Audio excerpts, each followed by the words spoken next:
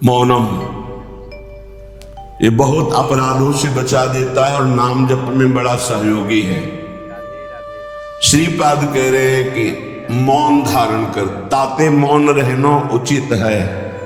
ध्रुवदास जी महाराज, आवश्यक हो कम शब्दों में भागवतिक शब्द बोल दो, ये मौन के अंतर्गत ही आता है।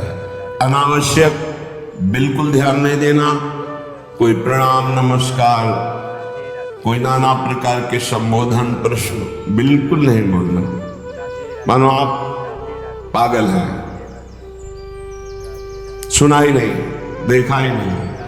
ये महापुरुषों की बात कहते हैं।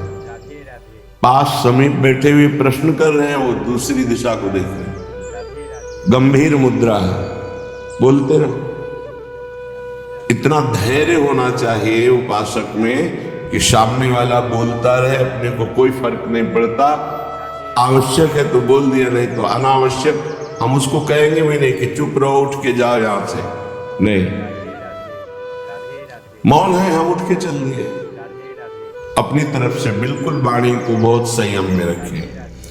दूसरी बात कह रहे हैं कि समस्त व्यवहार को जो शिथिल कर देता है, ये व्यवहार ही तो फंसाए हुए है संसार को। लोक धर्म, त्यज लोक धर्मान, अगर भगवत प्राप्ति करनी है तो धर्मम भजस्व सततम त्यज लोक धर्मान। लोक धर्म का त्याग अत्यंत अनिवार्य है। विरति बहुकर्मा निरत निरंतर सज्जन धर्मा। छठदम शील विरत बहुकर, ये भक्ति का लक्षण है। छठदम शील विरत बहुकर्मा निरत निरंतर सज्जन धर्मा। उन धर्मों का आचरण करते हैं जो साधु जनों के द्वारा आज्ञा दी गई, विधान किया गया है। शास्त्र जिसे विधि कहते हैं भगवत प्राप्ति के लिए। विरत बहुकर्मा, वो निरर्थक व्यर्थ प्रापंचिक पापात्मक कर्मों का पूर्ण रूप से त्याग और ऐसे व्यवहारिक कर्मों का भी त्याग जिनमें उलझ करके भगवत चिंतन छूट जाता है।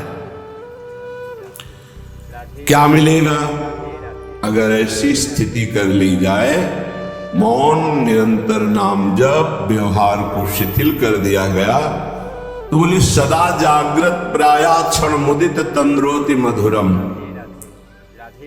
जो प्राया प्रार्थना करते रहते हैं कि कभी 2-4 मिनट के लिए ऐसी स्थिति आई कि जागृत में शरीर सुधि भूल गए। एकमात्र आराध्य निकस कुंज ठाढ़े भय भुजा परस्परंश, श्री राधा वल्लभ मुख कमल निरख नयन हरि।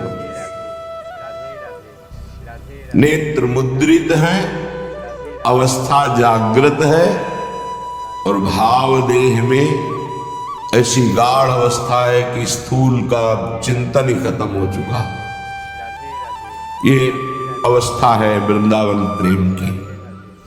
सदा जागृत प्राया पर क्षण मुदित तंद्रोति मधुरम। जैसे तंद्रा में ऐसी स्थिति पर बिल्कुल जागृत, नेत्र मुद्रित हैं, मुदे हुए हैं, तंद्रा जैसी मधुर मधुर मधुरम तदा लोके वृंदावन भुवि निज प्राण मिथुनम। प्राण मिथुन श्री युगल सरकार दिव्य वृंदावन की निकुंज के प्रथम द्वार पर गलवहियां दिए हुए आ रहे हैं। ये उपासक देख रहा है। ये लिखा हुआ केवल नहीं है, यदि आप सही चलोगे तो वो झलकने लगेंगे आपके नेत्रों में, वो छा जाएंगे। क्या देखता है उपासक? अकस्मादेकस्मान नवललित कुंजाद बत बहिर भवत स्मित्वा नव्यम तरुण मिथुनम लौकिकमिव।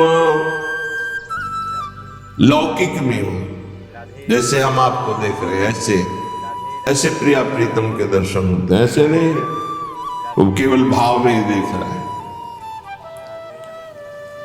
गतो दूरम दृष्ट्वा पुनरथ निवृत्य स्वदैतौ विलोक्ष्याम वृंदावन भुवि महाप्रेम विकलः।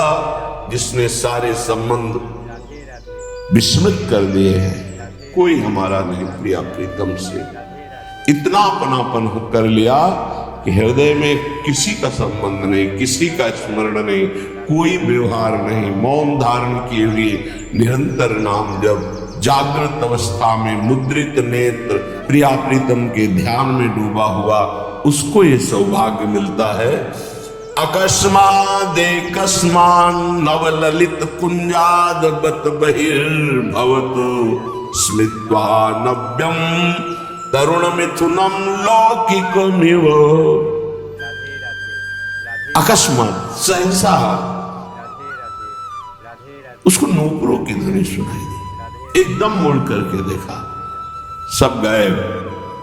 अद्भुत निकुंज, उस निकुंज में मंद मंद मुस्कुराते हुए स्मित्वा नव्य तरुणों, तरुण अवस्था में प्रथम भूमिका, तारुण्य प्रथम प्रवेश समय यस्या महामाधुरी, 13-14 वर्ष की अवस्था का शुरू, नव किशोरी, नव किशोर, लौकिक में हो, ऐसे जैसे हम आपको देख रहे हैं, आप हमें देख रहे हैं, ऐसे दर्शन होता है। अहो ये धाम ऐसी कृपा करता है। इसमें कोई साधन प्रधान नहीं भाव रहता। धाम कृपालु है, पर उस कृपा का अवगाहन करने के लिए तन्मयता चाहिए, आराध्य देव की तन्मयता चाहिए, तभी मौनम, व्यवहार शिथिल, निर्मम, किसी से कोई ममता नहीं। ये जब निकले हो तो वस्तु प्राप्त करो, इधर उधर नहीं। सबसे भूल हो जाती है। यहां किसी को अपना मानना, कुछ अच्छा लगना, कुछ सुखद लगना, ये सब भगवान की विचित्र माया के द्वारा चित्त का आकर्षण किया जाता है। भक्तों के जीवन में इसीलिए ऐसी घटना घटती है कि कीन हो इसका बहु अभिमाना, शोक हो अंच कृपा निधाना। कृपा निधान भगवान देखते कि मेरे भक्त में जितेंद्रियता का अभिमान है, ब्रह्मचर्य का अभिमान है, पवित्रता का अभिमान है, तो फिर वो ऑपरेशन कर देते हैं। फिर वो अभिमान नहीं जागृत होता।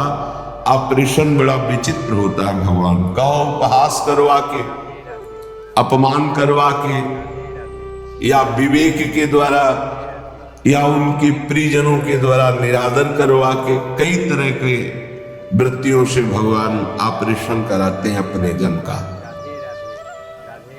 हृदय जब निर्मम होता है, ममता रहित, अहंकार रहित, व्यवहार रहित, एकमात्र प्रियालाल में अपनापन, तभी स्थिति का रसास्वादन होता है। आवत से वृषभान, जिनको देख करके प्रेम में प्रभु विकल हो जाते हैं, उन प्रियाजों का जब उपासक को साक्षात्कार होता है तो केवल आचार्य कृपा ही हृदय को संभालती, अन्यथा सामर्थ्य नहीं है। ऐसा रूप श्री लालजू महाराज का है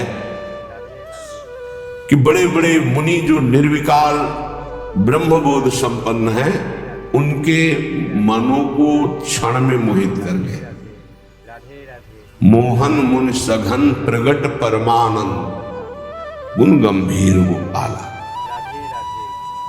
ये मोहन मदन त्रिभंगी, मोहन मुनि मन रंगी, मुनियों के मन में अपने प्रेम रंग को रंग दिया। ऐसा रूप सुखदेव मुनि, बड़े बड़े महात्मा जो ब्रह्मबोध त्यागी वैरागी, जहां कहीं भी शब्द स्पर्श रूप रस गंध का लेस भी आकर्षण नहीं, उनको आकर्षित करके बलात् अपने रूप का प्रेमी बना लिया। ऐसे रूप सौंदर्य समुद्र प्रभु अनशन पर भुज दिए बिलोकत इंदु बदन बिबियोर, करत पान रस मत परस्पर, पर लोचन तृषित चको। फिर भी नेत्र प्यासे हैं। ऐसे युगल सरकार को जब उपासक देखता है तो उसकी क्या दशा होती होगी। मछली की तरह आनंद में तड़पता है वृंदावन की भूमि में लौटता हुआ। जैसे मछली विकल होती जल के लिए, ऐसे आनंद विकलता में तड़पता है।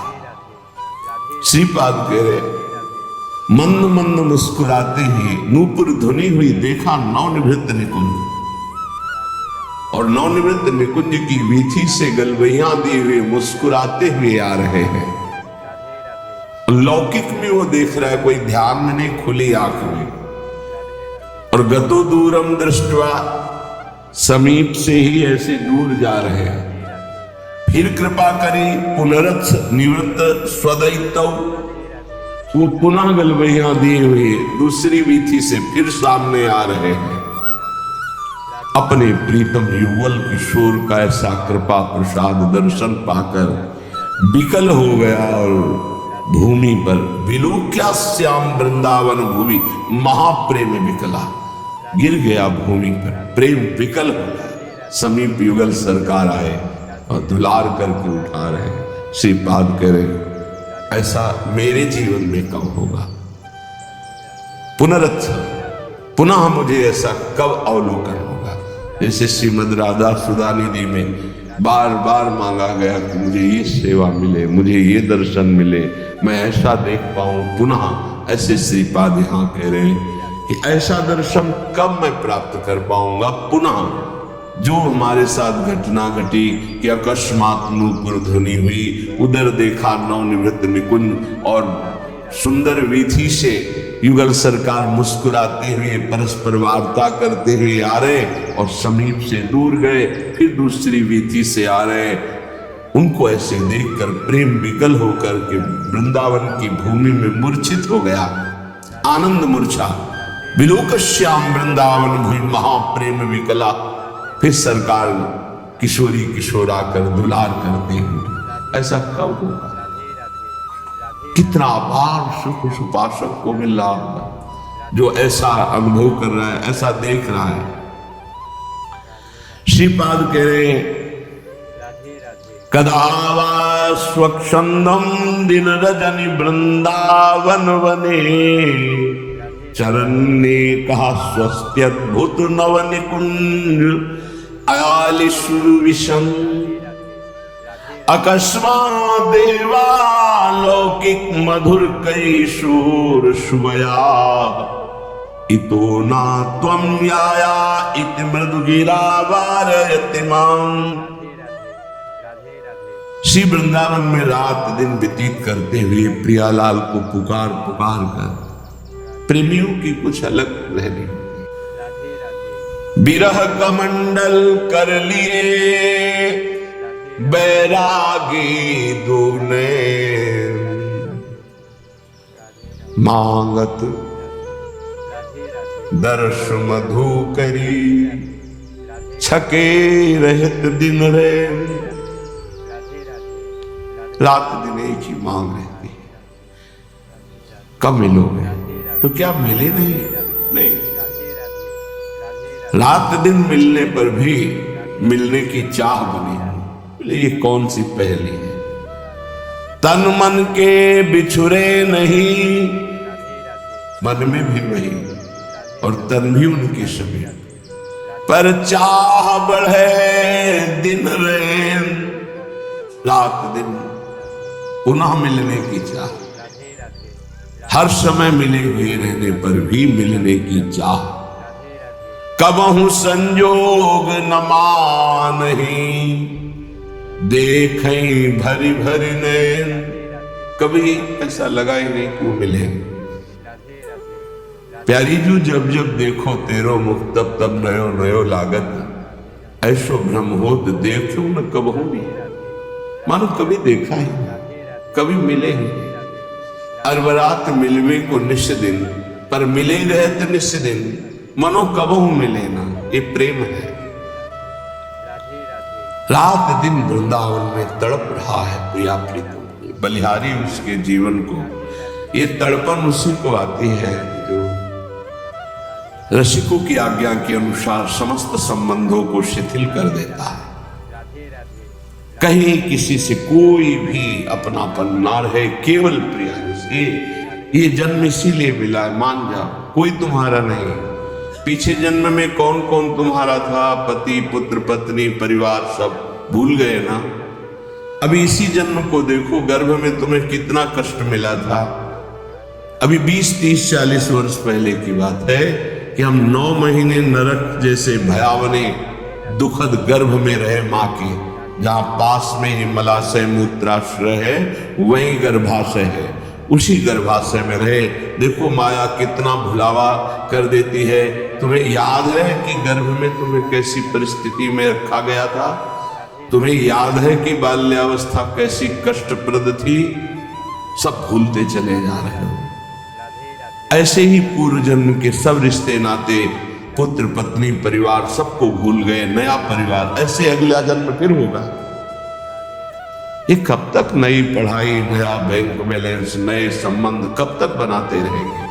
पुराने छूटते जा रहे हैं, नए बनाते चले जा रहे हैं और बढ़ते चले जा रहे हैं भूल भुलैया की तरफ, माया के भ्रम की तरफ। इतनी प्रियता कर ली है, मेरा पुत्र, मेरी पुत्री, मेरा पत्नी, मेरा परिवार, और ये सब नियत समय के लिए आए हुए जीवात्मा है, अपने कर्म का भोग आपके संग से।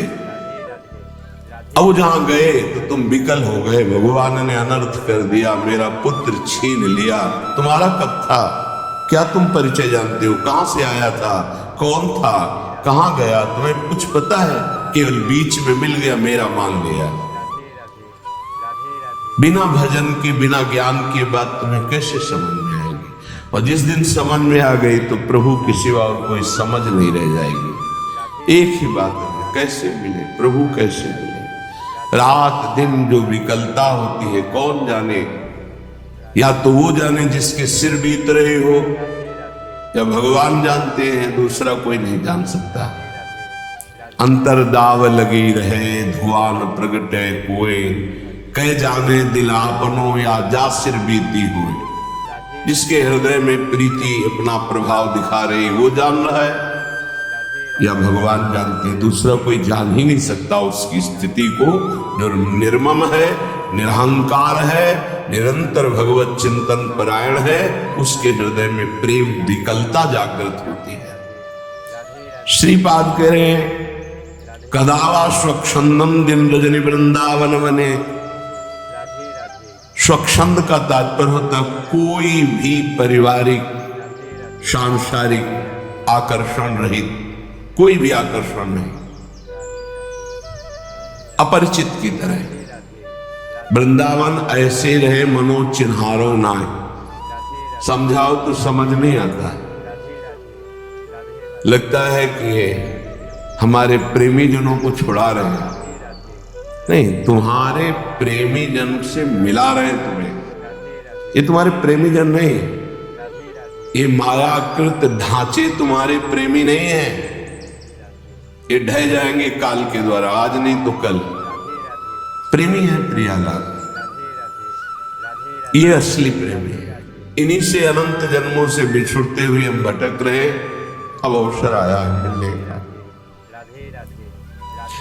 बहुत कृपालु है, प्रतिपल कृपा करके संभाल रहे, बचा रहे, अपनी तरफ घसीट रहे। पर हमारी दुष्टता की हद है, उनकी कृपालुता की हद है। तो ही मोही पड़ी होड़, मोसो न बिगाड़न को तुम सो न संवारन।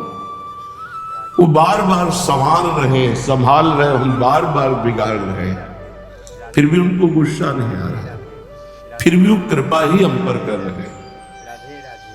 सच्ची बात, हम अगर कुछ कर सकते हैं तो अपना बिगाड़ सकते हैं, बस यही कर सकते हैं।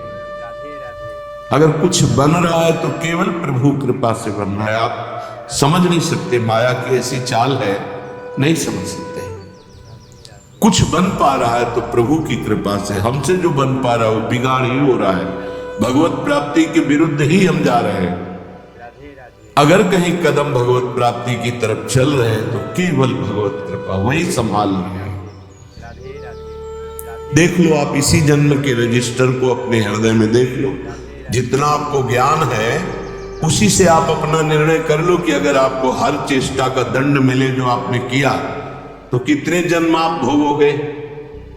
क्योंकि एक गलती का आजीवन कारागार में वास मिलता है भारतीय संविधान के अनुसार, तो भागवतिक संविधान के अनुसार जो तुम्हारे पाप खुले नहीं, बहुत से बड़े बड़े भयानक पाप कर डाले हैं, भ्रूण हत्या, गर्भ हत्या, व्यभिचार, नाना प्रकार की कितनी कपट भरी चेष्टाएं, धन कमाने के लिए कैसे कैसे छल कपट किए, सोचो उनका सबका हिसाब यदि तो कितने जन्म हमें भोगने पड़ेंगे। एक जन्म में नहीं भोग सकते। एक जन्म के लिए तो एक केवल अपराध है जो तुम्हें आजीवन कारागार में बंद करा देगा, जो तुम्हें एक जीवन को नष्ट करके फांसी में चढ़ा दिया जाएगा, एक अपराध का फल।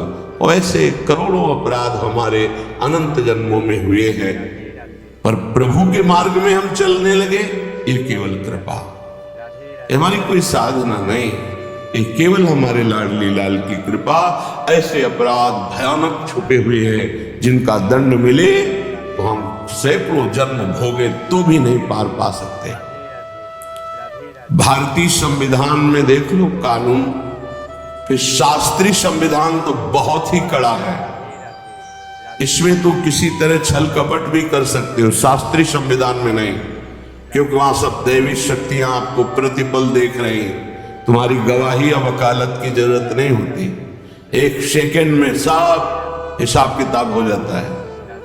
वहां थोड़ी कि तुम्हें बैठो आदर के साथ तुम्हें बैठा ले, फिर तुमसे पूछे, फिर गवाही, फिर नहीं साहब हमने ऐसा नहीं किया, ये सब कुछ है एक सेकंड के कम हिस्से में पूरा हिसाब। अनंत सृष्टि है, इतना समय नहीं है वहां किसी गवाही की जरूरत, और एक सेकंड का भी हिसाब चूक नहीं होगी। सत्क्रिया और असत क्रिया अगर एक सेकंड में हुई तो उसका भी हिसाब होगा। इसीलिए जो विवेकी जन बहुत सावधान रहते हैं, थोड़ा जीवन है, इस जीवन को पवित्र बिता करके धरोहर की भांति, जैसे कोई तुम्हें सुंदर वस्त्र दे और तुम उसे रखे रहे कि ये उसका है, पवित्र वस्त्र, ज्यों का त्यों वापस कर दिया, उसको गंदा नहीं किया, वो होता है महात्मा। चदरिया जैसी की तैसी धर दीनी, चदरिया झीनी रे झीनी। ये शरीर रूपी चद्दर भगवान ने दी, निर्मल रखो, इसको मलिन मत करो। मलिन हो गया तो गुरु कृपा उसको पवित्र कर देगी। आश्रित रहो, आज्ञा का पालन करो, भगवत प्राप्ति के लिए कमर कस लो, ये जीवन केवल भगवान के लिए। श्रीपाद कह रहे हैं, दिन रजनी वृंदावन बने, रात दिन नाम जप करते हुए, अगर आप बाहर भी हो तो रात दिन नाम जप करो। आप सोचते हैं पढ़ लिख कर कोई ऐसा पद मिल जाए, रुपया पैसा मकान, बस हम सुखी हो जाए। पद कुछ नहीं, रुपया कुछ नहीं, मकान कुछ नहीं, स्थिति। बड़े भाग्यशाली जन हैं जो अध्यात्म स्थिति की तरफ चलते हैं, रात दिन नाम जप कर रहे हैं, धर्म पूर्वक व्यवहार कर रहे हैं, जो जा रहा है तो शोक नहीं, आया तो हर्ष नहीं, वो महात्मा, वो भगवत प्राप्ति के योग्य हो जाता है। गए की सोच नहीं, चाहे वो मृत्यु से गया हो, चाहे वो घर से गया हो, चाहे वस्तु हो, व्यक्ति हो, स्थान हो, गए की सोच नहीं, आए की हर्ष नहीं, वो भगवत प्राप्ति का उपासक रात दिन भजन करते हुए भगवान को प्राप्त होता है। चरण नेका स्वस्त्यद्भुत नव निकुंजालिषु विषम, वो सदैव एकांत में चिंतन करता रहता है, एकाकी। एकांत का शब्द आते ही कोई कमरा, कोई गुफा ऐसा सोचने लगते हैं, उसे एकांत नहीं कहते, तो बाय है एक एकांत स्थान को लेकर के बात। एकाकी विचरण करने का मतलब अंदर केवल परमात्मा चिंतन, केवल भगवत चिंतन, वो एकांत ही है। चाहे वो ऑफिस में बैठा हो, फावड़ा चला रहा हो, किसान हो, चाहे व्यापारी हो, एकमात्र भगवान का आश्रय, उनका चिंतन, वो एकाकी ही माना जाता है, एकांत ही माना जाता है। एकांत बैठे हुए प्रपंच का चिंतन कर रहा है, वो प्रपंची ही माना जाता है। जो सदैव एकांत चिंतन करते हुए, तो उसके जीवन में मंगल सौभाग्य उदय होता है। अकस्मा देवालौकिक मधुर किशोर सुवया, अलौकिक नवनिभृत निकुंज, और सामने प्रिया प्रीतम और एक सखी कहती है, इतो ना तुम याया, इधर मत आना, वहीं खड़े रहना। उस सखी की मधुर वाक्य और सामने प्रिया प्रीतम, ये मेरे जीवन में पुनः कब होगा।